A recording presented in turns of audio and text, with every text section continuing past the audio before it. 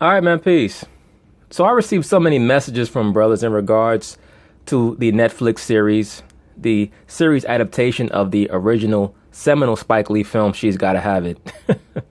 Brothers really had me cracking up some of the messages that I was receiving in regards to the promotion of this Netflix series because it was detailing many of the things that I've been telling brothers about for the longest time in regards to where they want to guide the so-called black female. This is why I tell brothers, do not hold the modern liberal black female in high regards. She is a pawn. And now it's becoming more and more overt. Now, I saw the promo for the series, and it detailed that the character of Nola Darling described herself as a pansexual. Now, if you understand the character archetype of Nola Darling, she is a whore of Babylon character archetype. What does that mean? Not only does she sleep with multiple men, but she expects to be worshipped. You understand? But anyway, they're going to talk about this nonsense and I'm going to chime in. Call in the air, okay? You going to call in the air? Yeah, Mom. You going to call it? You going to call it? In the air, right? Can't live without a head. Heads, tails, you lose. Nola, will you? Basically, the core plot device of this movie and also of this series is that you have three men vying for the attention and the affection of the mother goddess archetype, that being Nola Darling. Okay, and of course this was directed and it was the brainchild of Mr. Spike Lee, who is a woman worshiper. Okay, so even though he is a talented director, he is also a venerator of the female goddess. And you see it over and over again in his films that he worships the woman, particularly the whore of Babylon manifestation of the mother goddess.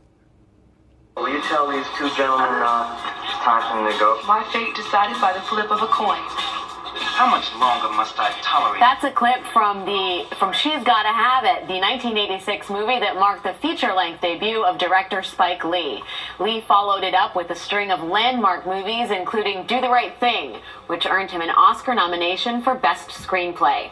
And many of those films were very good films. Don't get it twisted. Spike Lee is a very talented director, but he's also a worshiper of the woman. And that's the reason why, once again, why they decided to option of all his films. They decided to option the film She's Gotta Have It as being the most transferable film to this modern day time. Because most of these other films are very dated. You understand? He Got Game is a story about a father and his son. Jungle Fever is a story about how taboo it is to engage in interracial relationships. Malcolm X is about a strong-minded black male who has certain ideologies that are not really appealing to the modern day liberal black woman or the liberal Caucasian. Right? Crooklyn was about what? A black family. Do the Right Thing was about racial tension. Okay? So you'll notice that most of Spike Lee's modern films are much more conformist. The only film that he did from the early part of his career that is really relatable today is She's Gotta Have It. Why is that? Because it depicts an overly sexualized liberal black female who's confused and bugged out of her mind and has three simpish, silly black men chasing after her, vying for her attention. So that's why that got the green light. 31 years later, his career has come full circle. On Thursday, Netflix premiered the television series She's Gotta Have It, which reimagines the original story and sets it in 2017. And it's also, once again, to promote the delusional mentality of the modern day black female.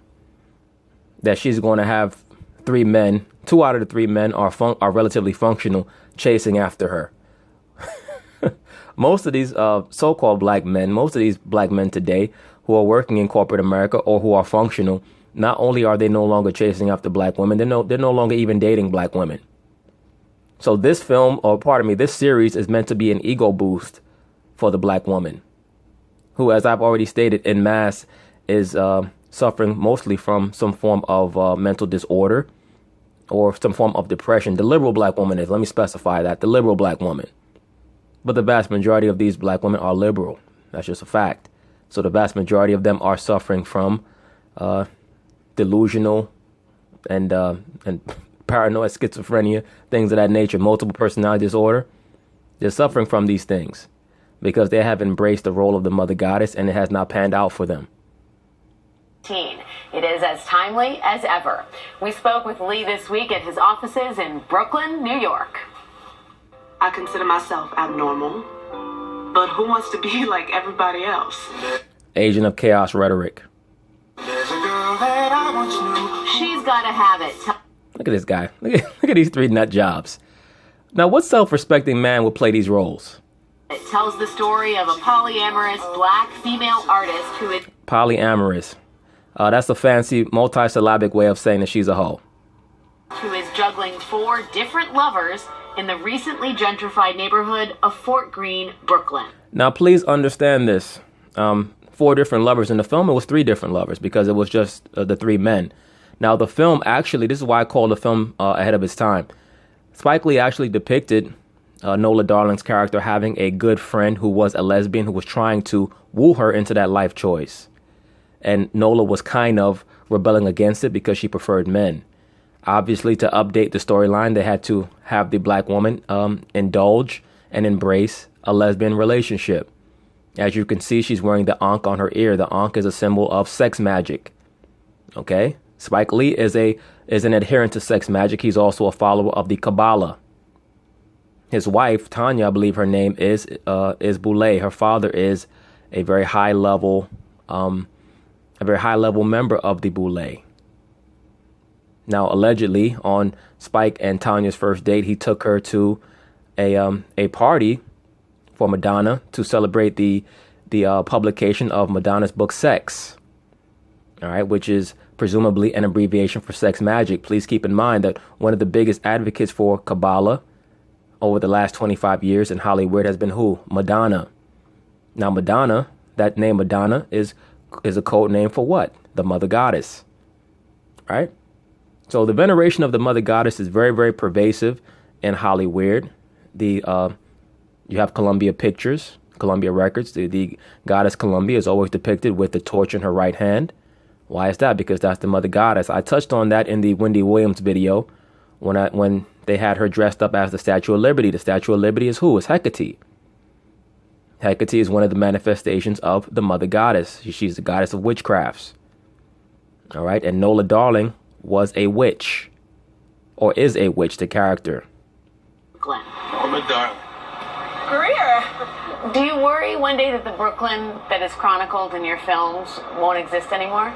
The Fort Greene and Bed-Stuy and she's gonna have the film is no more.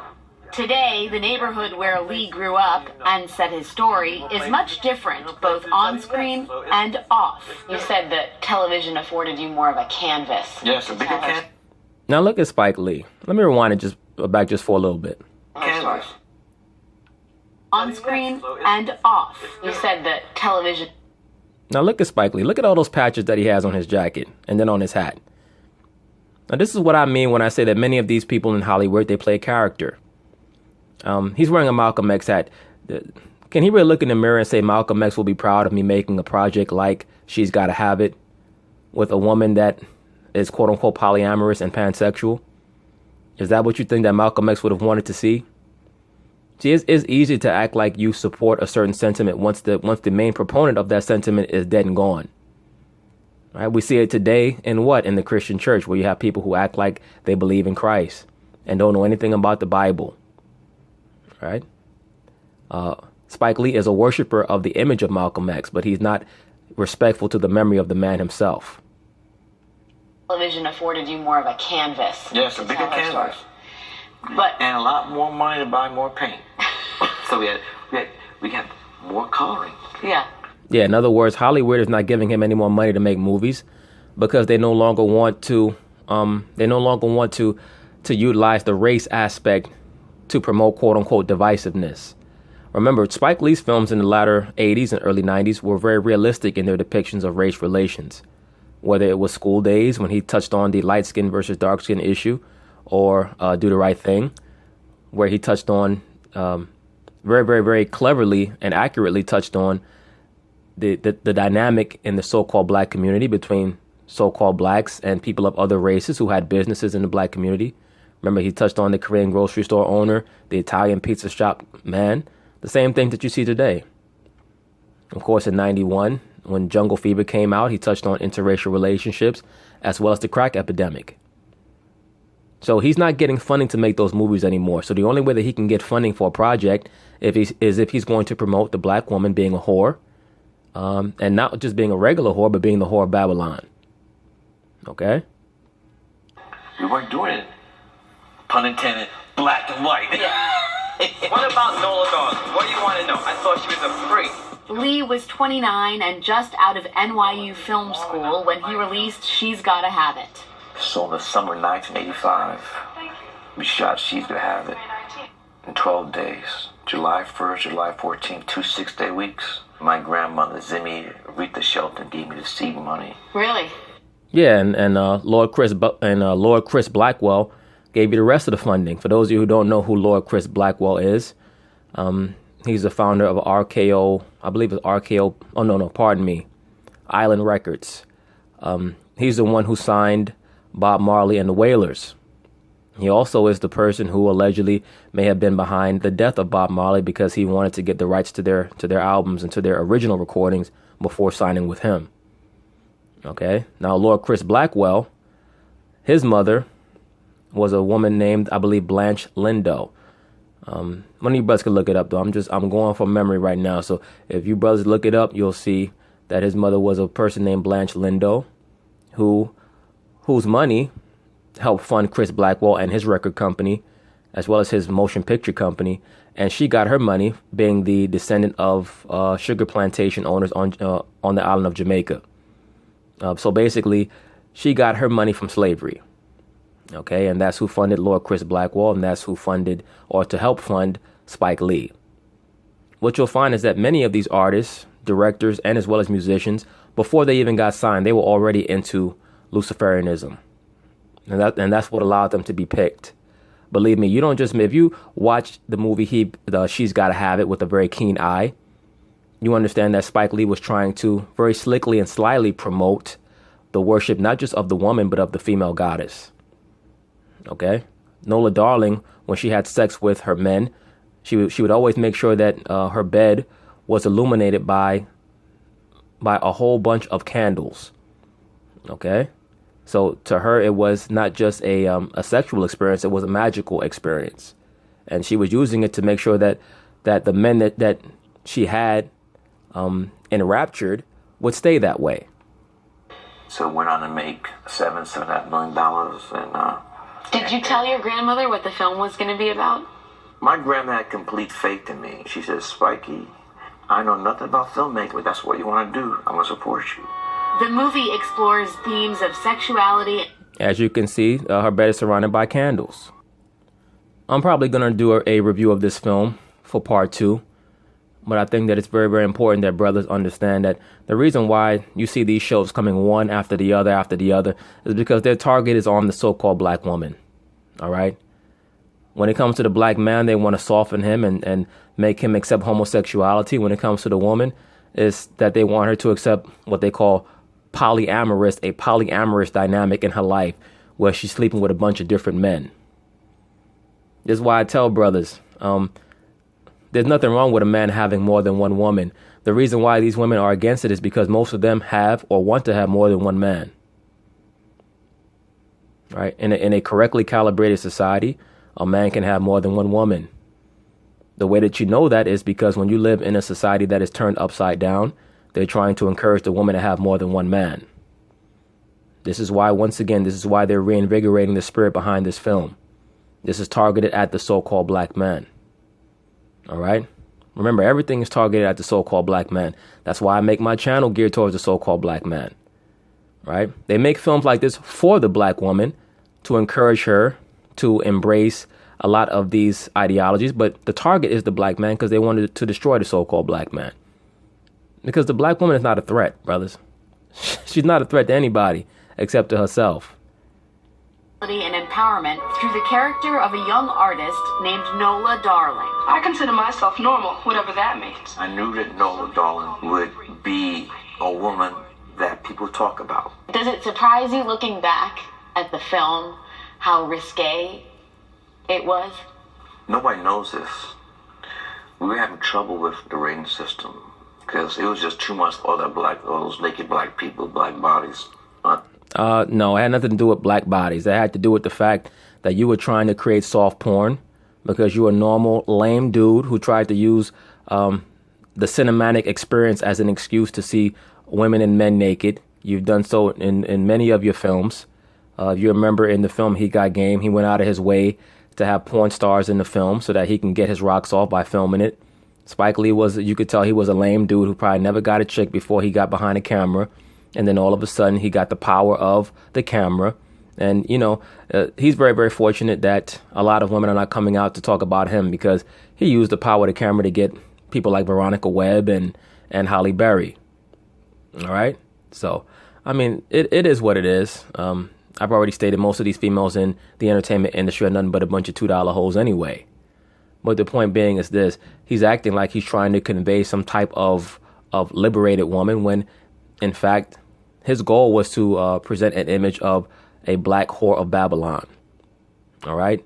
Who was known in many of the diverse mythological pantheons as Ishtar or Venus, so on and so forth. The goddess of love, the goddess who slept with every man. On the screen, and so they would tell us there's too much sex. The day we opened, I got a call from the MPAA saying I had to make a cut. And the film was playing. Lee called his editor, Barry Brown, and sent him to the theater to cut half of the scene, while the film was still playing. The projectionist looks at me and says, "So, what are you doing?" So I know that there's a moment where they part, and then they're going to come back together. So you got to cut there, and get to the end of the scene, and cut again. And what was remarkable was it went right through. That movie that set in motion the rest of the partnership. She's Gotta Have It? Yeah. Oh, She's Gotta Have It did everything.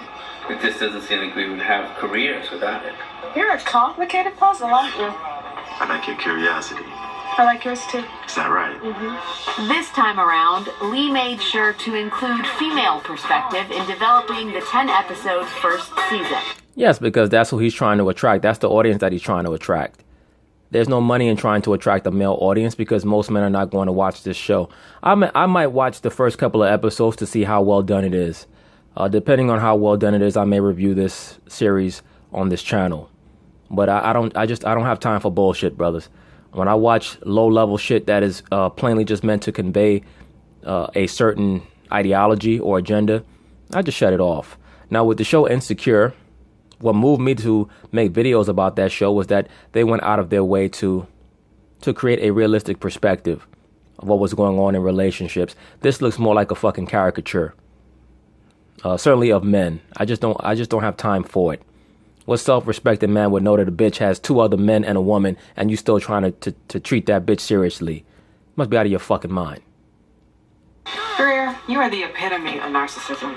Don't you get tired of you? Never happened. He enlisted his wife, Tanya Lewis Lee. Yeah, Boulé member. All right, Tanya Lewis Lee. Whom he credits with bringing the story to TV. And it's going to be very interesting to see how his children grow up, because that will be a way to show how they were raised. Okay, I mean, nothing against his son, but his son looks like he may have a little bit of sugar in his tank. No disrespect. I hope that I'm wrong about that. As well as 5 female writers, including the Pulitzer Prize-winning playwright Lynn Nottage. You were criticized by some prominent feminists that Nola Darling in the film version this is the male gaze that directed this film. People forget. Well, let me say something before Spike Lee responds to that bullshit. For feminists to be upset about Nola Darling and how she was depicted, that's the exact reason why you're never supposed to be worried about what anyone thinks about your art or your creation. Spike Lee should not even be concerned about what I'm saying, because at the end of the day, he had an agenda. My job is to address his agenda. That's the exact reason why I have this channel, so that I can do my best to explain and decipher exactly what the agenda is behind many of these artistic creations, because that's what they do. They hide things in plain sight. They package them in a way so that people can receive them subconsciously, not understanding that these are the same ideologies that were promoted thousands of years ago. Okay? This is why I call these people pawns. If Spike Lee wasn't a pawn, he would never have been able to make it to television. Believe me. Okay? He has people who bankrolled his initial career, and he's still loyal to those people. Okay? Spike Lee is a Luciferian, and he is a pansexual his damn self. Believe that. That this was my first film. People forget that She's Gonna Have It was 86 minutes long.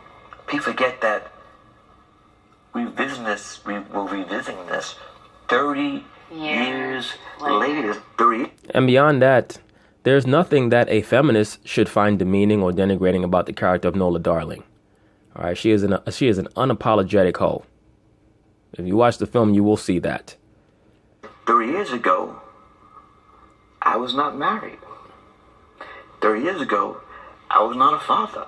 So it's not a big thing to include black women in this project that's about black women. Well, it's not a big deal because that's who you're marketing to. As I touched on in another video, anybody who's trying to sell a product and make a lot of sales is always going to market to women because women are huge consumers. When it comes to the lust of the eye, they're very prone to that. It's very hard for a woman to turn down something that she finds visually appealing. It's what you need. This is my mother right here. Lee credits his late mother, an elementary school teacher, with his love for cinema. Godfather in a town called El Padrino. Artifacts of which are on display throughout his offices. This is an Italian poster of Martin Scorsese's Mean Streets, signed by Marty. But the Oscar-winning director says despite his success, there is still a long way to go for people of color and women looking to make it in Hollywood. Once again, you'll notice that many of the liberal black males now, they will go out of their way to try to connect the issues that the so-called black man has to deal with the issues that women have to deal with. I have no idea why, because women are above you on the hierarchy of this society, way above you. I did a video on the gender wage gap many months ago, and they even showed you in the pie chart when they compared the amount of money that women were making. They broke it down racially, white women, Hispanic women, and black women, and they compared it to the amount of money that white men were making. They didn't say men, they said white men in the pie chart. You know why? Because they know that all three of those demographics are making more money to do the same job than black men are being paid. Okay? So it is what it is. And I'm sure that I'll probably have a few simp dudes come in the comments, that's not true, because I work in human resources, and I know for a fact that black men make more money. Look, nigga, I'm not here to argue with you. I'm not here to argue with you. Have a nice day. All right? At the end of the day, I know what I saw in that pie chart, and I know why they organized the pie chart in that way. Because the Caucasian man is the paragon of this society, and that's who the women are shooting for. They're not worried about your black ass.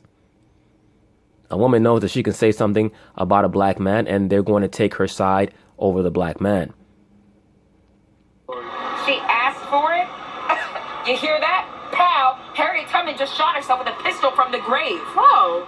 This is only going to change when we get in the room with the gatekeepers. The gatekeepers that run stuff.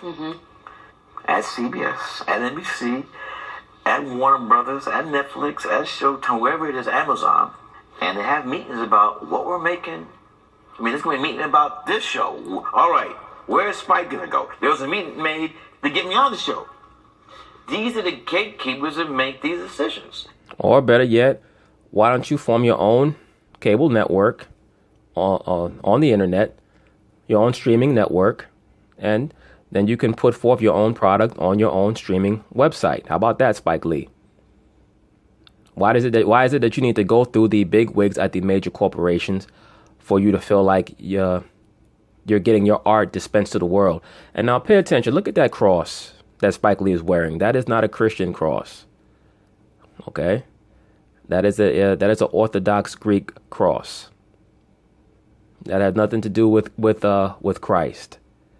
Okay? That is for the veneration of Tammuz. That is who his God is. And as I already stated, not to cut Spike off, as I've already stated, he's a believer in Kabbalah. For those of you who don't know, Kabbalah is basically what they call Jewish mysticism. Okay, that is how they feel like they can communicate with their God within the Kabbalah belief system. That being Asar. All right, for those of you who don't know, Asar is the same as Osiris or Saturn. Okay, he is into Hermetic philosophies or Hermetic principles. Until we're in those rooms with the gatekeepers, there's not gonna be no change. Isn't freedom also having the right to do whatever you will with your own body? Yes, as I already stated, the culture of this society is Thelema, do what thou wilt. Remember, the liberal woman will tell you that she can do what she wants with her own body. This is why I told brothers before when I did the video that they should legalize prostitution. Take these females up on their word. Okay, you can do with your body whatever you want. Let's legalize prostitution. And now once the average female in this society gets marginalized because now she has to compete with professional prostitutes as a vocation, watch how quickly she decides that she's either going to become a hoe or she's going to go all out in being an upright woman and learn how to dress properly. Because right now, these females are towing the line. This is what I tried to communicate with you brothers in some of these other videos, particularly the Be a Hoe Part 2 video, man. Okay? That's why I make these videos, because I see what's going on. These females are out here trying to play games with the minds of a lot of these so-called black men. What little minds most of these brothers have left because they're being raised by women. So they already have been hamstrung. Okay? Once again, the culture of this society is Thelema. Do what thou wilt. Do whatever you want. The woman feels that she can sleep with whoever she wants. She can abort the child whenever she wants. Or she can have the child and then make you financially liable because she decided to have a child. Right? It's all about what she decides to do. Because once again, they venerate the mother goddess in this society. Period. Lady Michelle Obama isn't about to start carving herself up anytime soon. Nope. Lee got a second chance to reimagine Nola Darling at precisely the moment when gender and sexuality are making national headlines. We're having this huge reckoning when it comes to women, women being in the room. Now, you see, she used the same term that Norah O'Donnell used, reckoning. What is a reckoning? Meaning people being held accountable. Okay, when you reckon something, that means that you count it. So there's the second time that somebody has used that term, reckoning. Now, all men have to be held accountable for anything. Remember, they were kind of trying to build up to this a couple years ago when they had this fake storyline about the woman walking down the street and getting catcalled. And what was it geared towards? It was geared towards black men. They had some thick white women walking through black and Hispanic neighborhoods, particularly black neighborhoods, and they were talking about how black men were harassing her. Remember that? And she walked through Caucasian areas as well. Caucasian men whistled her, but they cut that part out because once again, black men, you're the focus. They want to totally denigrate and demonize you, and they want to lift the woman up at your expense. Okay? So this is why, once again, this is why I say the things that I say. Unless it's the woman that you're dealing with, don't even look at these broads. Ignore them. Okay? Don't give them any attention. Most of them are not worth it anyway. Most of them are broken individuals, late 20s, early 30s, on their way to being addicted to some type of opioid. Okay?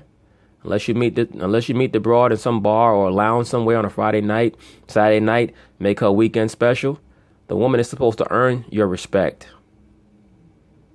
Because most of them are none but children, and they want to constantly play games. Now they want to promote TV shows about a polyamorous whore of Babylon archetype. Some female that has 3 lame simp dudes and a woman. This is the focus that they have for the so-called black female, man. That's why, once again, be very, very careful who you decide to inseminate. Okay? Most of these females only want to be nice to a man because they want his seed. They want his sperm so that they can fully embrace their mother goddess persona.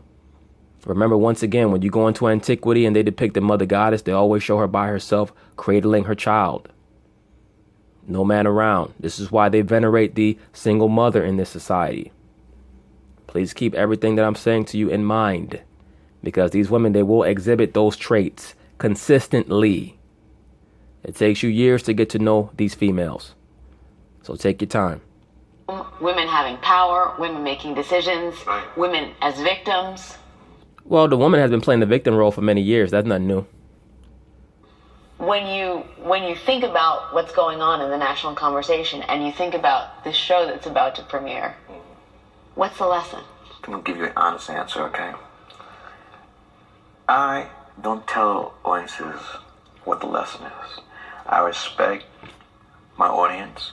I never say, well, you come out of the theater, here's the thing, the takeaways. I don't do takeaways. And no artist is supposed to do an overt lesson. The point of being an artist, whether it be visual or cinematic, is that you want to implant thoughts into a person's subconscious. Very similar to the film Inception. Remember the film Inception? They wanted to implant thoughts into you while you were dreaming, because then you would be motivated to do something and you would not know why. If a person's conscious as to why they're doing something, then they may not do it. When somebody does something because of a subconscious suggestion, then they will do it. And then after they've done it, they may think about, why did I do that? But they'll continue to do it. Okay? That's the point of propaganda through film and media, television, etc. And they know that it's easier to reach the woman through Netflix now, especially because most of these broads, they just sit at home and watch Netflix at night and either finger pop themselves or call some dude over to their house to pop them. I leave it up to the audience. I respect their intelligence. What do you think about the conversation we're having? Given the fact that It's long overdue. he is a master of cinema. It's fascinating how timely the themes of She's Gotta Have It, made in 1986, are today in 2017. What a cool... Well, obviously, the Spike Lee made that film as some form of predictive programming. As I stated, he was funded by, or heavily funded by, Mr. Lord Chris Blackwell. Okay? Who also had ties, by the way, Lord Chris Blackwell. He had ties to Ian Fleming and a lot of, or a certain British MI6 agent, last name Stevenson. His first name is slipping my mind. Wrote a book called Intrepid. You brothers could look that up. But he had ties to those men. All right? But anyway, I'm going to continue this series. I'm definitely going to do a part 2 to this She's Gotta Have It. And when it says she's gotta have it, it must be AIDS, all right? Because she's fucking all them dudes. The it that bitch got is AIDS. She gotta have AIDS. That's what the show should be called. But anyway, brothers, please be vigilant in regards to this bullshit that's going on, all right? Peace.